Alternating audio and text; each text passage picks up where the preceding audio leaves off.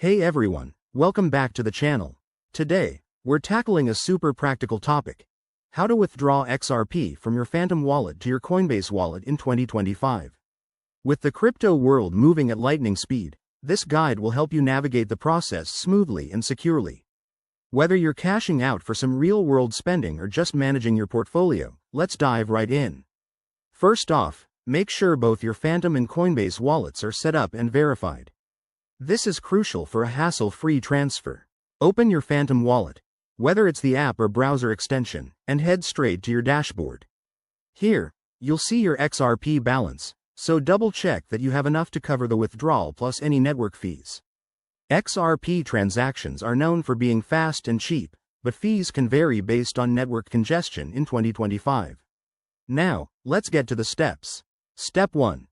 Navigate to the Send or Withdraw option in Phantom. Select XRP as the cryptocurrency you're sending. Step 2. Enter the recipient address from your Coinbase wallet. This is a big one. Copy and paste carefully to avoid any errors, as blockchain transactions are irreversible. Step 3. Input the exact amount of XRP you want to transfer. Remember, XRP might have a small reserve requirement, so factor that in. Step 4.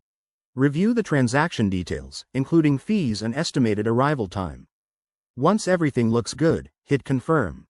After that, switch over to your Coinbase wallet app. You should see the XRP incoming within minutes, thanks to advancements in blockchain tech by 2025.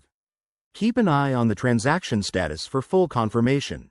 A quick word of advice: always use two-factor authentication and never share your private keys. If you run into any issues, check the official Phantom or Coinbase support pages for the latest updates. There you have it. That's how you withdraw XRP safely and efficiently. If this tutorial helped you out, smash that like button and subscribe for more crypto tips. Thanks for watching, and I'll catch you in the next video.